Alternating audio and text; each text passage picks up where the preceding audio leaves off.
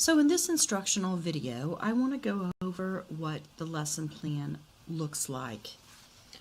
Florida Southern has updated their lesson plan template to allow you to better think through exactly what you will be teaching and to plan for any issues or any type of different learning that may come up during your instruction. So be thorough. First of all, I want to remind you about the STEM lesson characteristics.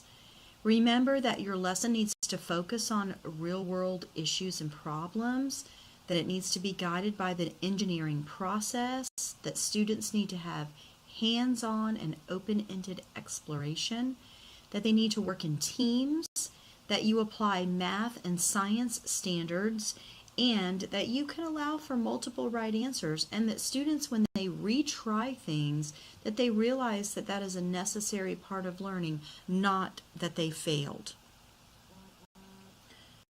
So let's take a look at the example lesson plan that I've given you. So the layout is a bit different if you've been at Florida Southern for any length of time. First of all, things are a little color-coded, and that is for you to understand how things work together. So in green, you're going to find how the standards, the student learning objectives, and the summative assessment should align perfectly. So you're going to see in this particular lesson that we have 2 science standards and a math. Now, in addition, because there was a writing component in this lesson, the student also put in a language arts standards, and that is perfectly fine. In fact, I would encourage that. So there's the standards. So about models and simulations, this one has to do with moving water and air are sources of energy, and then using operations to solve problems. Now, of course, all 4 operations aren't going to be used at one time, but this standard is ongoing, and so one or a few of the operations would be used. And then coherent writing. Okay, so now let's look at the achievement objectives. So it says that the students must design a vessel. They're going to carry passengers safely and quickly across a body of water by harnessing the power of wind and water. Wow, already I know that this STEM lesson is built on the engineering process, and it's built here on a science standard.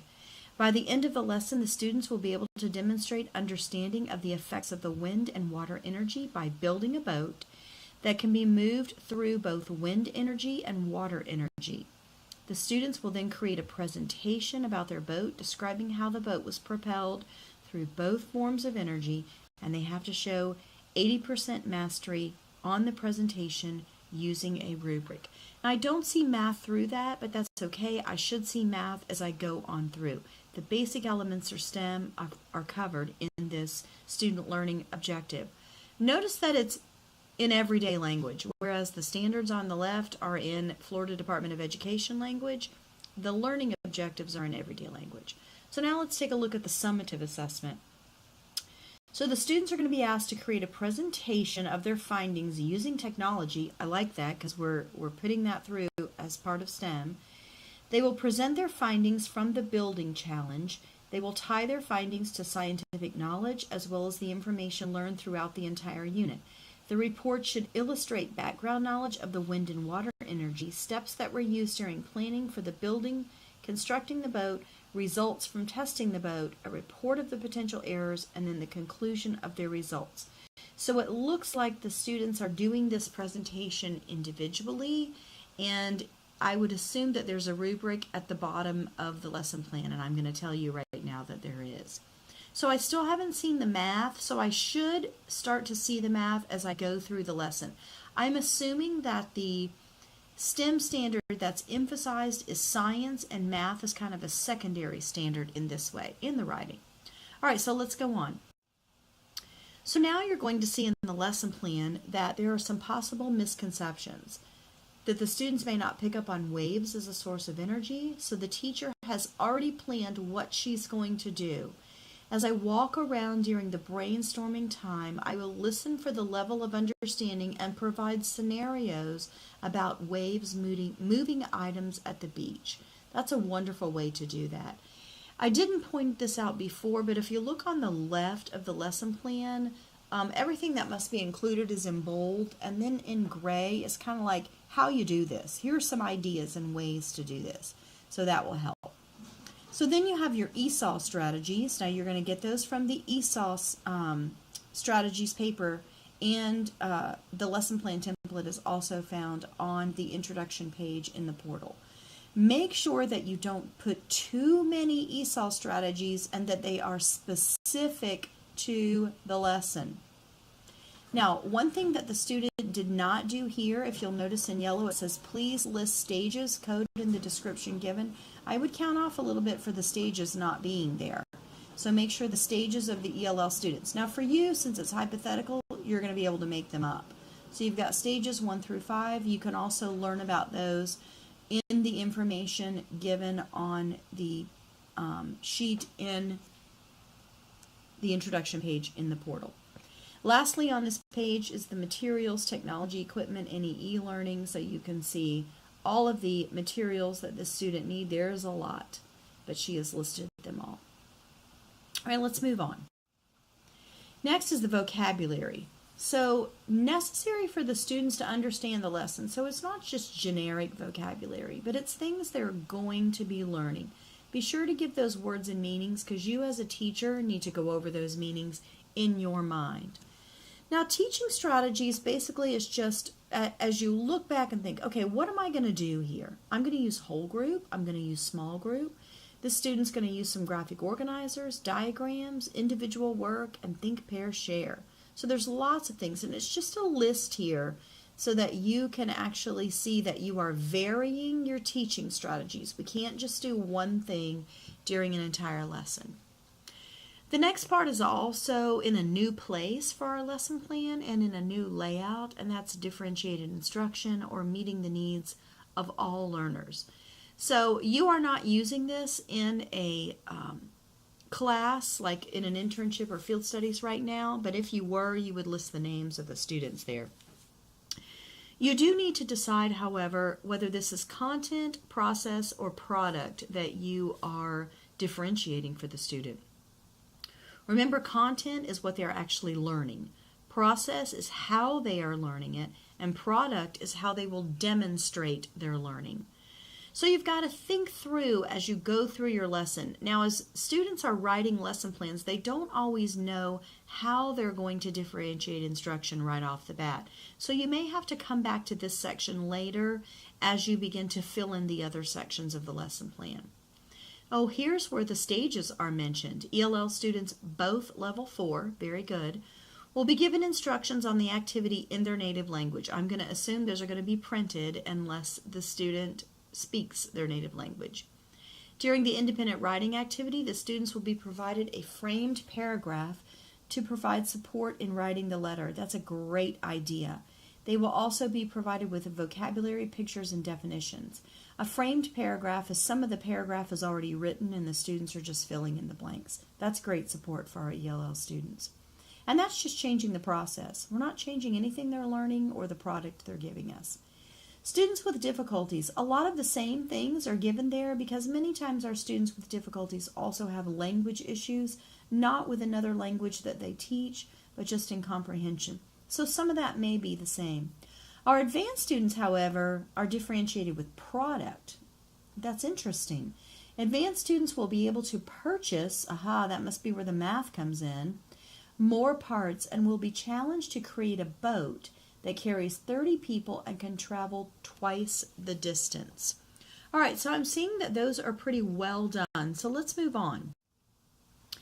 Now we get to the introduction. I see that this is going to span over several days. So the student has highlighted day 1 in yellow. Notice the explanation for the introduction. It says this shouldn't take too long, approximately 10% of the total time of the lesson, but it should be effective. We're using it to just activate background knowledge, introduce vocabulary, create excitement. It says you can use videos, games, graphic organizers. None of those have to be done.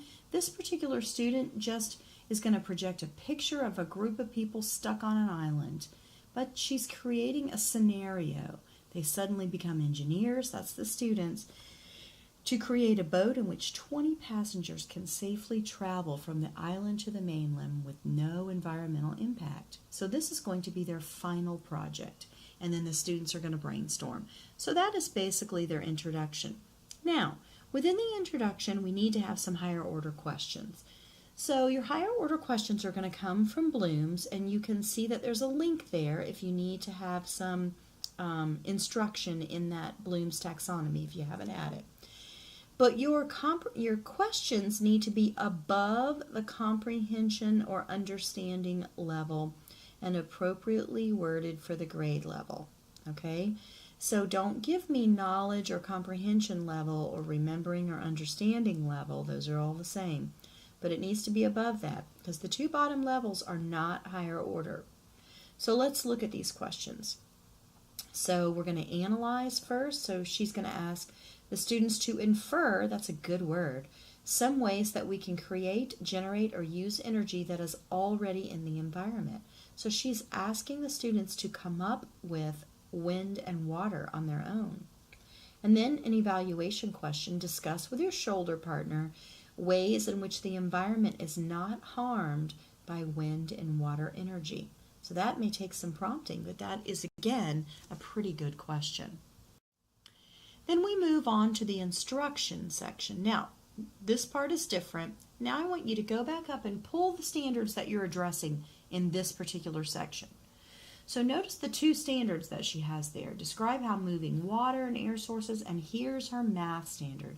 I also noticed that she's taken the estimated time section and divided it into two parts here. So day 1, 45 minutes, day 2, an hour. So it looks like she's going to play a brain pop video, and while the video is playing, she's going to stop it before they define each vocabulary word, have the students think, pair, share with the people next to them about what they think the words mean.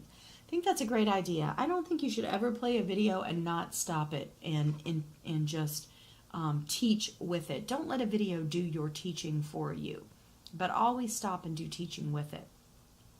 Then she's going to split up the students into groups of 4, and she has a job for each of them. It looks like she's invented a word, inventioneer. That's perfectly fine. Now here's the math. She's going to give each group a set budget of $60, and it's going to be up to them how they use the budget. And I bet they're going to have to purchase things. So let's look. Yes, they are.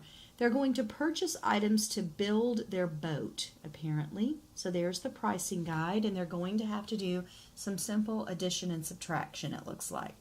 So she said she's also going to explain how the activity will be judged. The boat must be able to hold 20, and each penny is going to represent 1 passenger. So she's looking at weight here.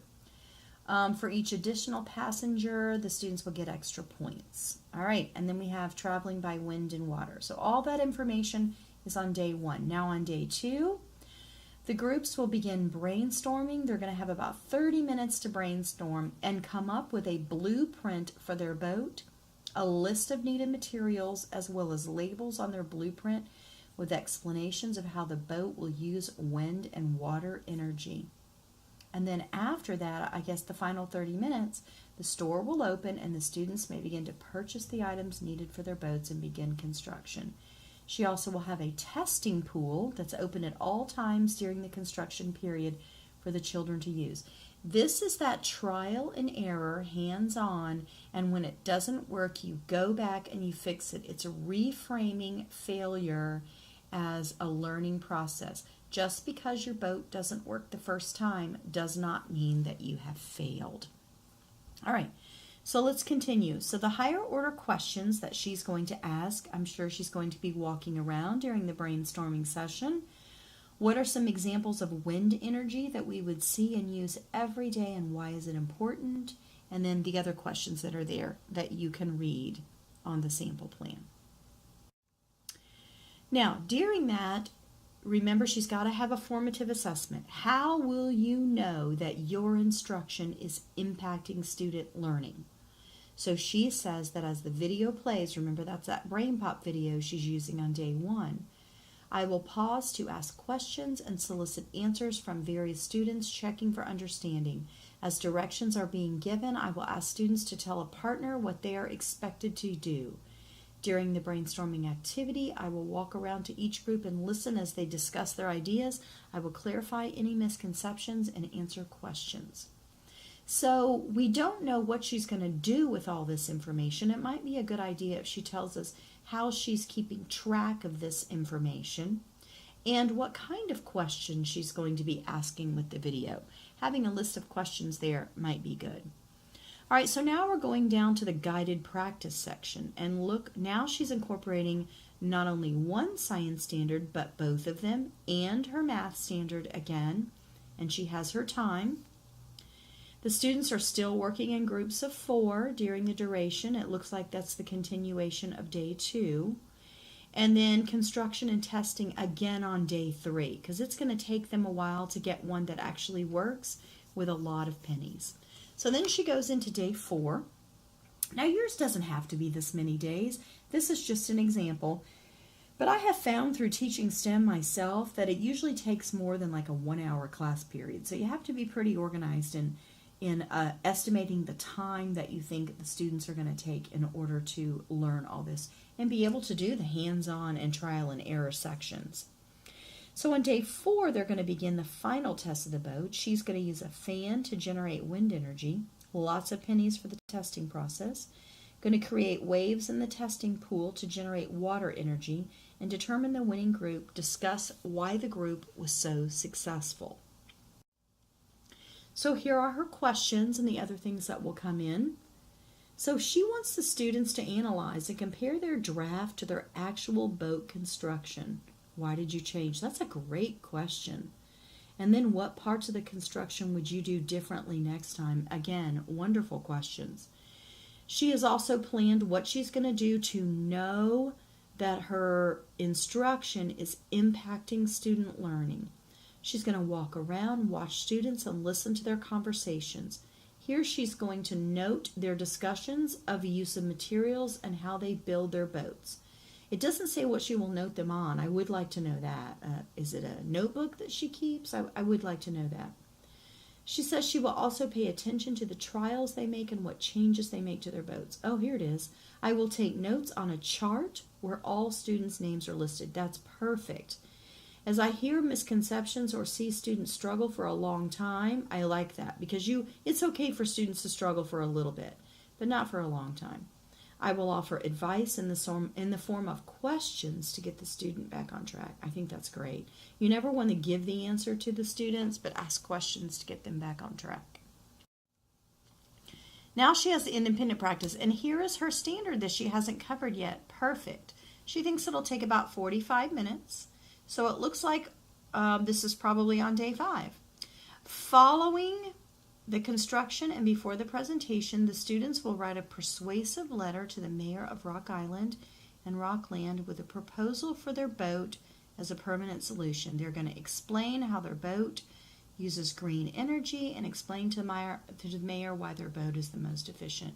Oh, they need to use the content vocabulary as well as the stats from their final testing. That's a great activity because you're having them process this in writing.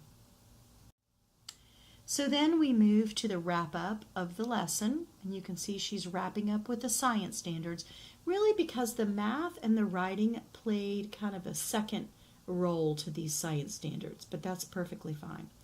So on day 5, still, the students will get back with their groups and elect one representative to share the results and construction of their boat, and one representative to share their letter to the mayor. Other students will be able to write down constructive comments and suggestions, things they liked. Those comments will be turned in, filtered by me, and then given to the group members. I like that. And then, again, she has good higher order questions.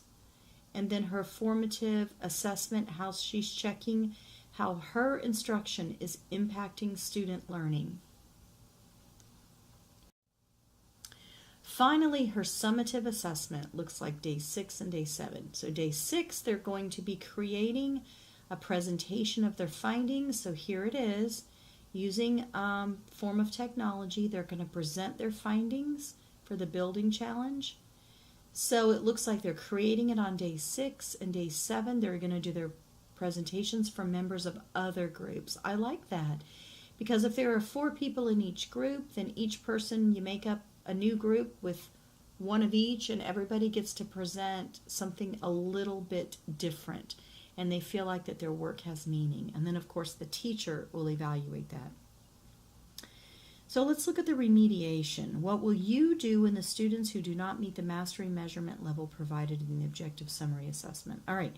With students that do not do well on the letter to the mayor and the presentation, I will reteach the science material using, love it, Catch the Wind by Ann Johnson and Energy from Oceans and Moving Water, Hydroelectric Wave and Tidal Power by Ruth Owen. Notice that she's doing something different. Remediation should not be doing the same thing. You don't call back students to a back table and go over the same thing again. If they didn't get it the first time that way, they're not going to get it the second time. So do something different.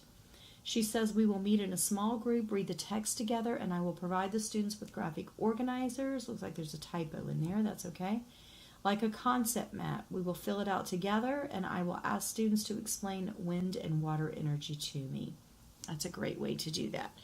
There is a place for how did you get your ideas for this information. It looks like she just used some information from coursework and CPALMs because there's not a lot that you will get. Maybe websites, but she says she didn't use any on this place. And then here's the rubric for her summative assessment. So very good for that. She's put her points in, what she's going to be looking for, and that's, of course, how she will see if the students have truly met the 80% mastery. So as you can see, this is a sample lesson plan, and it's a pretty good one. It had a few grammatical errors in it and a few things that I would have added, but I think all in all, this is a really good example for you to follow. Remember that you can stretch your lesson over a few days, but the important thing is to include the details and to include the characteristics of what a STEM lesson looks like, that it's got to be real world, that it's got to contain those open-ended sections, that there needs to be trial and error, that you're using science and math content standards, and that the students are learning through the science and math content standards and the engineering process. So I hope this example helps you, and if you have any questions, feel free to email me.